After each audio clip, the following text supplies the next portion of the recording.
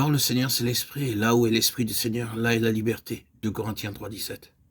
Liberté de quoi, me direz-vous? Liberté du voile. Mais lorsque les cœurs se convertissent au Seigneur, le voile est ôté. Limitation et esclavage sont ôtés. Et le Seigneur, c'est l'Esprit. Être sur le terrain de l'Esprit, qui est le terrain de la résurrection, avec la vie naturelle mise de côté. C'est être libéré de l'aveuglement et être dans la lumière. Une vie dans l'Esprit. L'exemple d'Israël déclare pour toujours sans aucun doute que religion n'est pas nécessairement illumination et que même avoir les Écritures n'est pas forcément illumination. Quand on lit Moïse, un voile est jeté sur leur cœur. Quand Paul dit quelque chose de très fort, il dit que lorsqu'il lisait chaque jour les Écritures et les prophètes, il ne savait pas ce qu'il voulait dire. Il ne percevait pas le sens, mais était toujours dans l'aveuglement, dans l'obscurité. Non, même avoir les Écritures n'implique pas obligatoirement illumination.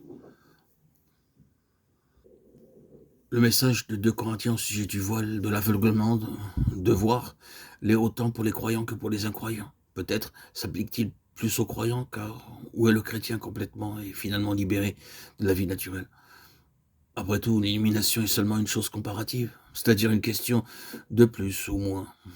D'où toutes ces recommandations et exhortations aux croyants de marcher dans la lumière, de vivre dans l'esprit, car c'est seulement ainsi que peut se développer et progresser cette question de la vue et de la compréhension spirituelle.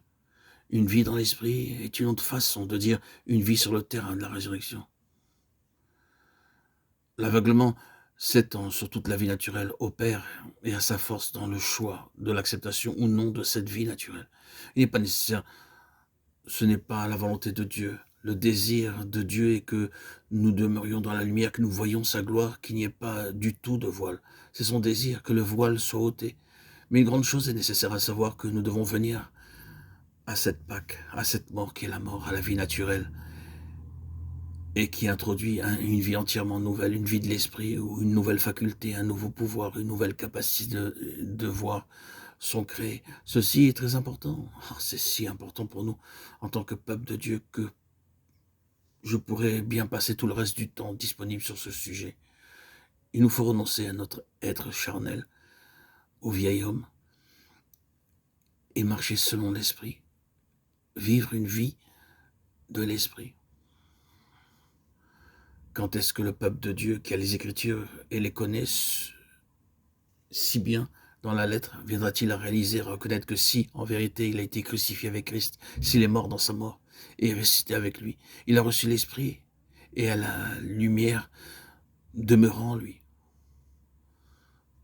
Pour vous, l'onction que vous avez reçue de lui demeure en vous et vous n'avez pas besoin qu'on vous enseigne, mais comme son onction vous enseigne toutes choses. 1 Jean 2, 27. Quand les croyants, quand les chrétiens vont-ils se rendre compte de cela?